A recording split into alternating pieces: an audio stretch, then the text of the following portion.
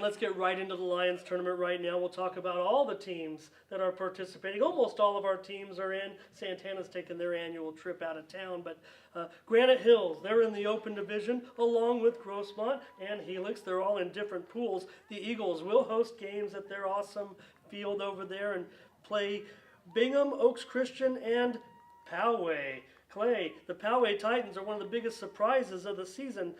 Oaks Christian probably bringing in a great club, Bingham, but Poway, that's going to be a great game, huh? Mm-hmm. We got a taste of them early in the season last year, especially me. It's my first varsity game, pitching against them, and I got a rude awakening from a guy named Dayton Dooney. Hit one pretty far off me. He sat there and watched it, let me know that he's going to U of A. But that's when, like, from that point, we knew we faced a legit team. We didn't play to our full standards or our highest level. So we got an early taste of them last year in the season, but we're also annually we play scrimmages preseason against each other. I believe we saw them once or twice before the season this year. So it's not like we're really familiar with them, but we have an idea of who they are and that they're a legit team. They play really good baseball, really good fundamentally. They have good pitching, good hitting, just all around fundamentally like pretty good. I think well, every new Poway would be pretty good, but I don't know if we thought they'd be this good. I mean, right now they're right there with East Lake, La Costa Canyon as one of the top teams in the county. And throwing those teams in there too, kind of a little break from your league rivals. I'm sure that is kind of good change of scenery also. Wouldn't you agree? In a sense, it's like whatever mindset you have going into it. Yeah, like I said, they're going to try to fix it a little bit. It just came up at an awkward time this year. The schedule's moving a little bit. I don't know if this is going to be the same. They're definitely looking at changes in the league schedule when the league games take place, when the Lions tournament comes about. I don't know how that's going to work out. Helix is 6th in the media poll, and they're in a pool with Cathedral Catholic and La Costa Canyon. That sounds like another tough little pool. The Highlanders have moved out to a 2-game lead in the Grossmont Hills League. Carlos Okita belted a pair of home runs Friday as Helix completed a 3-game sweep of Santana. He also homered earlier in the series. He had a big series driving in runs. Alonzo Richardson had a big series as well at the mound and at the plate.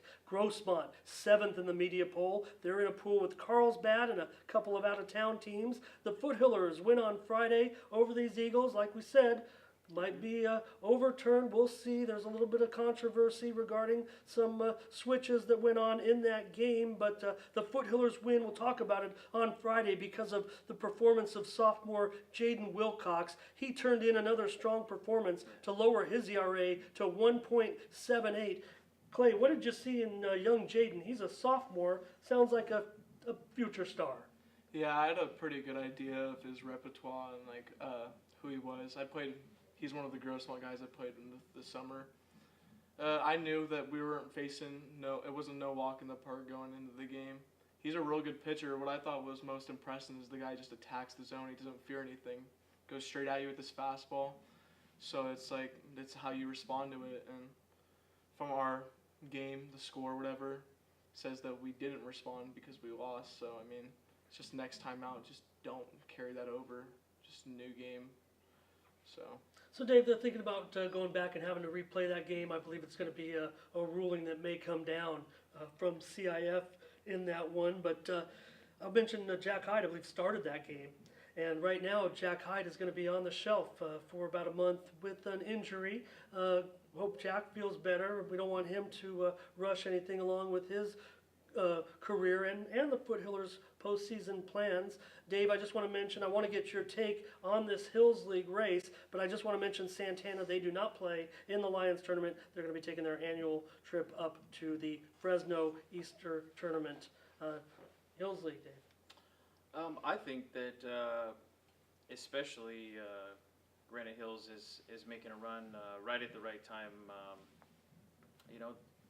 Like Clay had stated before, losing those 7 was detrimental, and it put definitely a damper on the season. However, they have bounced back at the right time as well and could make a run. So they could very well be right there with Helix when it's all said and done, and playing them again in the playoffs. And then as far as Santana, I think that a lot of things have to happen for Santana. I wouldn't say that they necessarily really control their own destiny at this point. And the Healers have dropped quite a few as of late too. And then, as you mentioned before, losing their key starter has definitely put a damper on their season. And then Helix, I think, is fortunately the one that shines at the top and have won several games as of late in several series. I think they are the favorite to win the Hills League at this point. Cam, let's talk about a couple teams you're familiar with. They're going to lead the premier division of the Lions tournament, Steel Canyon and Valhalla. The Cougars, we know they're in first place right now in the Valley League, and they're going to face Helix, interestingly enough, this Friday in a non-league game. So I think that's kind of interesting that the two league leaders are going to square off for bragging rights, I think, if you will, in that one. The Cougars will play Sage Creek and Santa Fe Christian in their pool. Wow, that sounds like some awesome games. Those two teams have been in the top 10. Santa Fe's kind of bouncing around near the bottom of the top 10, out a little bit, but Sage Creek, they're almost the talk of the county right now with the season they're having. They've risen all the way to 5th in the county. Wow, the Bobcats. Cam, Steel Canyon, and Valhalla. Tell me about these teams. Just want to say the Cougars split with West Hills last week. That was good news for everybody in the league. And I don't want to make anything about coming onto our little podcast here, but it seems like the players do. I know you're more into this. They come on the show and then they go rake. On a tear. The next day, Billy hit that home run in his next game the day after doing our show, but I would argue more that we just have great players on our show and they're going to go out and do what they do. By the way, the Norsemen have moved into the top 10 media poll this week at number 10 despite not playing a game last week. And they have Ramona and Mission Hills in its pool. Valhalla is a site host. Cameron, Steel Canyon, Valhalla, we talked about them a little bit. They're going to be in that pool, but just tell us about your overall feeling of those teams. You know Billy, he's your good friend. He's a slugger. Oh, yeah. I mean, they're in our league, so we don't really want them to win, you know. But I want them to do good, and I want them to beat everyone. And, of course, I want Billy to do as best as he can, including Riley as well. I hope he goes out there and shines, but I think they're going to put something on those teams. I really do. They're tough competitors, and they really have a way with how they play the game. Given our underdog role, if you will, with the Matadors, would you say that the league with those two teams is going according to form? Did you maybe expect Valhalla, with their great record last year and winning the league, to be comfortably in first? Or do you think the Cougars have, I wouldn't say improved, I would just say they've matured and they're at this point where it's kind of the Cougars and the Norsemen a little bit on the top? Do you think that's what we expected? Yeah, I think coming into it, we really did. Our hopes was to finish top 3 in the league, and I think we still have that opportunity. If we went out, we can finish. But it's always been, who's going to win this year, Steel Canyon or Valhalla? And it's whoever wins the most games between those two, whoever sweeps, or even if they don't split, whoever sweeps will win the league. Yeah. Well, Valhalla was on a long league winning streak because last year, remember, they went undefeated in league. And who'd they lose to that for? Who snapped that league winning streak? The Matadors, huh? The Norsemen and El Capitan, they play a huge series this week in the Valley League, so that's going to be interesting there because El Cap, they're kind of our sleeper right now. We're not talking about them too much, but they're right there in the race because of their league record. They might have been quiet to start, but they're definitely heating up now. And how huge is it? Both teams are 3-1 right behind Steel Canyon. But the big news, Dave, is the second game of the series. That game is going to be played Saturday, 10 a.m. at Petco Park. So they're going to get to play in the big yard. El Capitan is in the 6A division of the Lions tournament along with Serra and Rancho Buena Vista. El Capitan beat Mount Miguel in that first game. Cameron, tell us about that game. Larry Snow came in, kind of a surprise there, and pitched 5 1/3 scoreless innings, allowing just 1 earned run. What happened in that game? Man, it was up and down for us. They were playing well. They had a few walks. They walked in 2 runs, I think. We weren't swinging until late in the game, and same thing happened as it did before in the season, hitting it right to people. But they really had to fight for it, and that's what we like, is putting up a fight and making other teams compete, knowing that we are able to compete with them. Dave, LCAP also defeated Foothills Christian last week 12-6. I'll mention Austin Barker drove in 4 runs in that game. Yeah, you mentioned Foothills Christian. How about their big news last week and having Corbin Harris with a hitting for the cycle? I thought it was awesome, but I was surprised, and I'm gonna ask to take here with Clay and Cam. You were very excited when I saw that news, and I was too. I said, "Wow, hit for the cycle!" And Clay, you mentioned the grand slam. Who hits for a cycle and then hits a grand slam as their home run? But I will ask you guys before I ask Dave, what is more impressive, the cycle that he hit for, that Corbin hit, or the 9 RBI that he had in the game? Cam, you're a big RBI guy. You've racked up 6 RBIs twice against the same team. What's better, a cycle or 9 RBI? You got to go with the cycle, because that means you're hitting the ball everywhere and you're on base every at bat and you're doing something.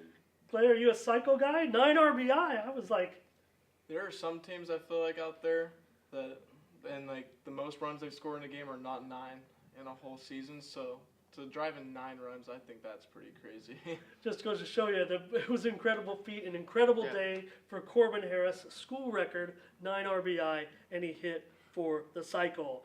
The Knights are in Division 5A with Monta Vista. The Monarchs swept El Cajon Valley last week. 2 pitchers combined on a 2-hitter, then 3 pitchers combined on a 1-hitter. But I'll mention Abraham Sanchez once again. Clay, listen to these numbers. Abraham right now 5-1 with a 0.8 ERA. Monta Vista's currently 2-2 in the league. Cam, you're our expert on Abraham Sanchez.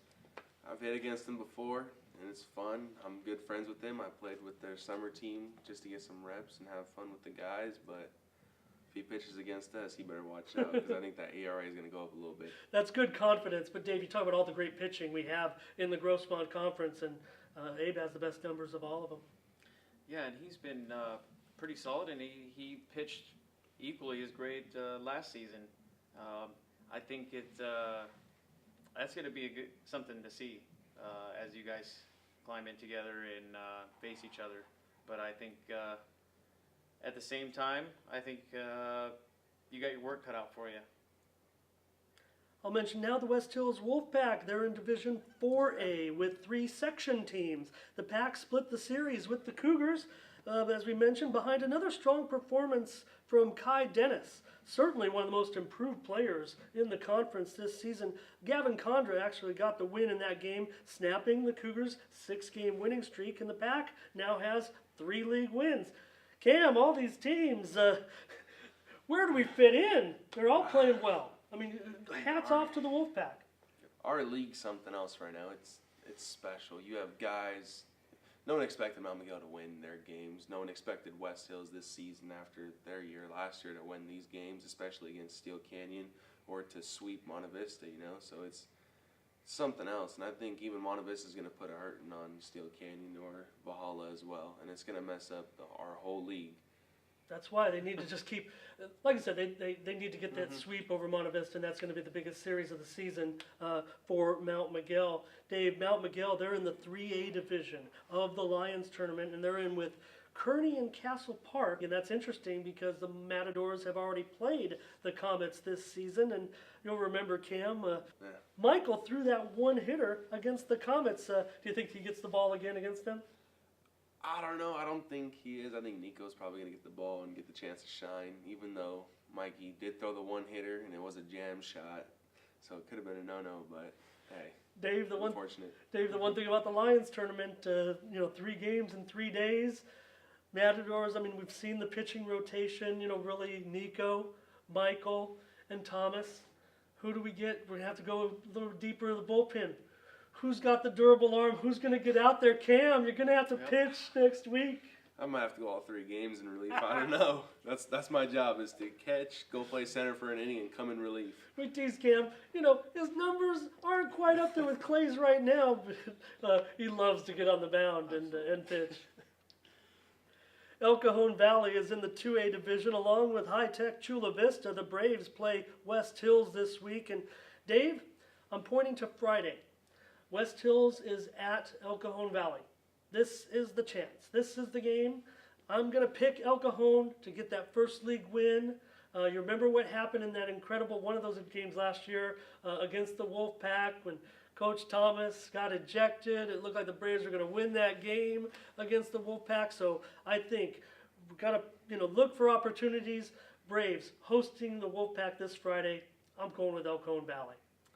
Yeah, I'm going to say that West Hills has been just too scrappy this season to put one up on them. Especially El Cajon has struggled, especially with the run department, and also, I mean, they've had one or two good pitching performances, but I'm going to have to say that West Hills might go in there and score 10.